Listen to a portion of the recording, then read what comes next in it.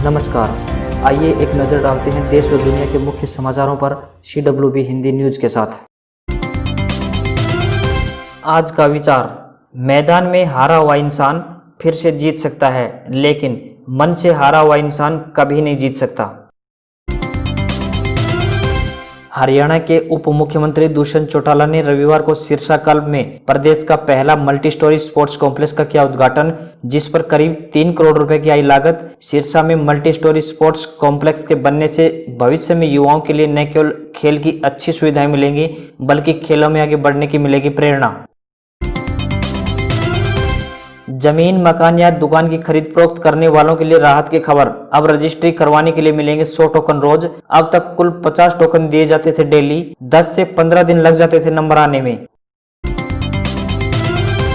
National highway पर तेज रफ्तार वाहन चलाने वालों पर स्पीड राडार से लगेगी लगाम। ओवर स्पीड की वजह से बड़ी संख्या में हो रहे सड़क हादसों को देखते हुए लिया गया निर्णय। स्पीड राडार के माध्यम से पुलिस गाड़ी में बैठे बैठे इस सामने से आ रही गाड़ी की स्पीड को कर सकेगी चेक। इस पूरे सिस्टम में लगे कैमरे में गाड़ी के नंबर के साथ उसकी स्पीड भी होगी दर्ज। पूर्व मुख्यमंत्री भूपेंद्र सिंह हुड्डा ने बड़ौदा विधानसभा सीट पर होने वाले उपचुनाव पर सीएम मनोहर लाल खट्टर को दी चुनौती। कहा, अगर सीएम बड़ौदा से लड़ेंगे चुनाव तो मैं खुद उनके सामने चुनाव लड़ूंगा और दीपेंद्र सिंह हुड्डा बड़ौदा उपचुनाव की संभालेंगे कमान। सरकार ने किया ऐलान, अब कांवड़िए नहीं सरकार लाएगी उत्तराखंड से गंगाजल। सरकार ने सभी जिलों के उपायुक्त सहित संबंधित अधिकारियों को दिए निर्देश कि कोई भी कांवड़ी यात्रा पर न जाए।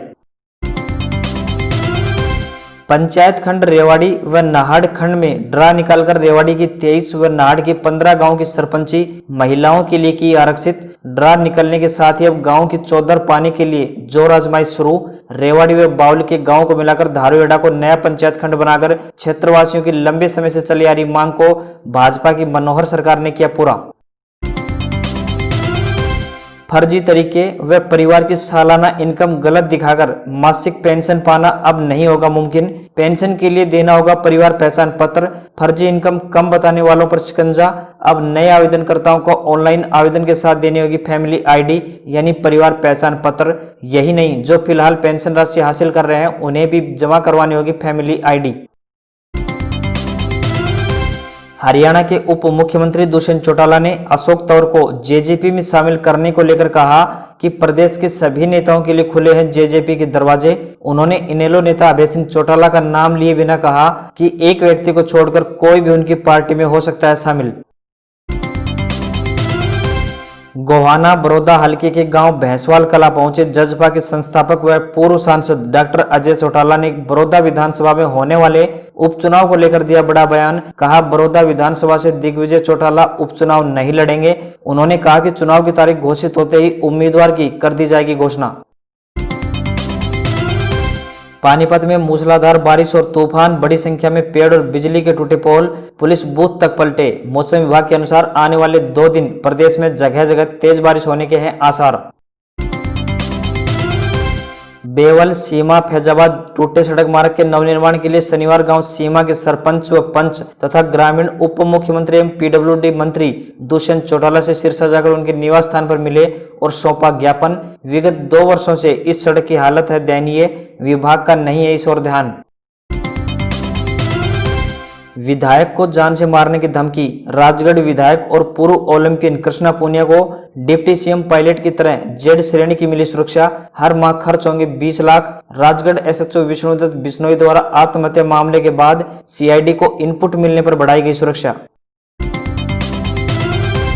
पाकिस्तान से सरहद पार कर आई टिड्डियों पर इंडियन एयरफोर्स ने बोला हमला। देश में यह पहला अवसर है जब इंडियन एयरफोर्स के हेलीकॉप्टर्स ने टिड्डियों का सफाया करना किया शुरू। जोधपुर जिले के भीकमकोर में रात को पड़ाव डालकर बैठे 4 किलोमीटर लंबे टिड्डी दल पर रविवार सुबह एयरफोर्स के विशेष रूप से तैयार किए गए MI-17 हेलीकॉप्टर से कीटनाशक का किया गया छिड़काव। पहली बार बाबा बर्फानी की विशेष पूजा का लाइव प्रसारण रविवार सुबह 7:30 बजे से हुआ शुरू। रविवार को विशेष पूजा में जम्मू कश्मीर के उपराज्यपाल गिरीश चंद्र मुर्मू हुए शामिल। मंजूरी मिली तो बालटाल मार्ग से रोज 500 श्रद्धालु जा पाएंगे गुफा तक। कोरोना से निपटने की तैयारी। दिल्ली में 10,000 बेड वाला दुनिया का सबसे बड़ा कोविड केयर सेंटर हुआ शुरू।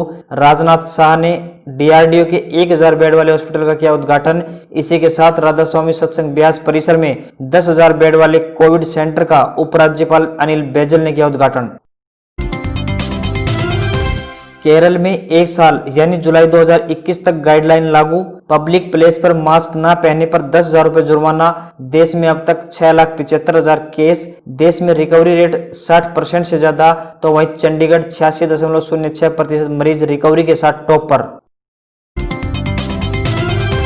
श्रीलंकाई क्रिकेटर पर हिट एंड रन का केस। 44 टेस्ट खेल चुके कुशल मेंडिस ने कार से 64 वर्षीय बुजुर्ग को मारी टक्कर, मौके पर ही मौत। पुलिस ने किया गिरफ्तार। हादसा श्रीलंका की राजधानी कोलंबो से करीब 30 किलोमीटर दूर पानादुरा शहर में हुआ। 8 जुलाई से फिर शुरू होगा क्रिकेट। वेस्टइंडीज के खिलाफ 8 जुलाई से शुरू हो रही टेस्ट के पहले मैच के लिए इंग्लिश टीम हुई घोषित। क्रिकेट बॉल से कोरोना का खतरा नहीं। संक्रमित कपड़े से सफाई के 30 सेकंड बाद क्रिकेट बॉल पर वायरस नहीं मिला। कोविड-19 के बीच फॉर्मूला 1 कार रेसिंग सीजन की ऑस्ट्रिया से हुई शुरुआत। शुरुआती 8 राउंड की रेस ऑस्ट्रिया, हंगरी और ब्रिटेन समेत 6 देशों में होगी। कोरोना के कारण इस बार फॉर्मूला 1 बगैर दर्शकों की होगी। फॉर्मूला 1 के इतिहास में जर्मनी के माइकल शूमाकर ने सबसे ज्यादा 7 बार वर्ल्ड चैंपियनशिप का खिताब जीता है। हैमिल्टन 6 टाइटल के साथ उनसे सिर्फ 1 खिताब पीछे। इनकम टैक्स विभाग ने टीडीएस फॉर्म में किया बदलाव।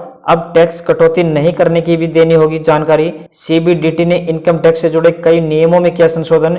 1 वर्ष में 1 करोड़ से ज्यादा की नकद निकासी पर 2% लगेगा टीडीएस।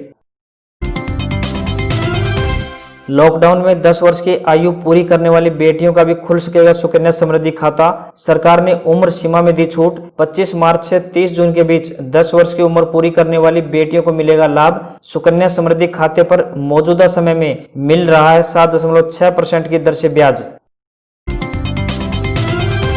आयकर विभाग यानी इनकम टैक्स डिपार्टमेंट ने करदाताओं को दी बड़ी राहत। फाइनेंशियल ईयर 2019-20 के लिए इनकम टैक्स रिटर्न यानी आईटीआर फाइल करने की तारीख को बढ़ाया आगे। अब 30 नवंबर तक भर सकेंगे रिटर्न। इनकम टैक्स डिपार्टमेंट ने नया आईटीआर फॉर्म भी किया जारी। एसबीआई ने ग्राहकों को किया अलर्ट। पैन नंबर और आईटी रिटर्न की जानकारी दिए बिना सालाना 20 लाख रुपए से ज्यादा नगद निकासी पर देना होगा टैक्स।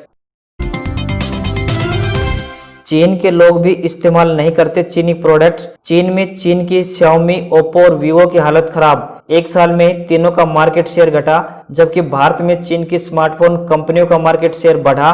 पिछले साल की तुलना में इस साल Xiaomi, Oppo, Vivo और Realme का मार्केट शेयर बढ़ा।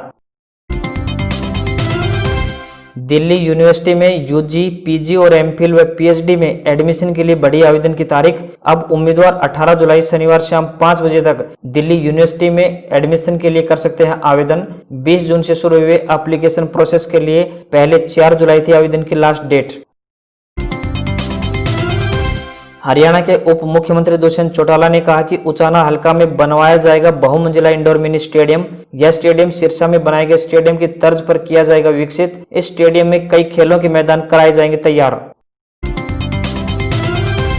हरियाणा के वन एवं शिक्षा मंत्री कंवरपाल ने कहा कि अधिक से अधिक पेड़ पौधे लगाकर देश की आबो हवा में लाया जा सकता है परिवर्तन। इस दिशा में हरियाणा सरकार ने अहम कदम उठाते हुए 1100 गाँव में 1.25 करोड़ पौधे लगाने का रखा है लक्ष्य।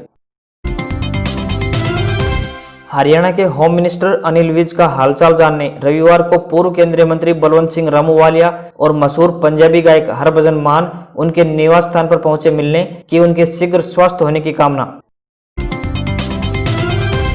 दुनिया का तीसरा सबसे संक्रमित देश बना भारत, रूस को छोड़ा पीछे। जहां 10 दिन में रूस में कोरोना के 67,634 मरीज बढ़े, वहीं भारत में इस दौरान 2 लाख से ज्यादा केस आए सामने।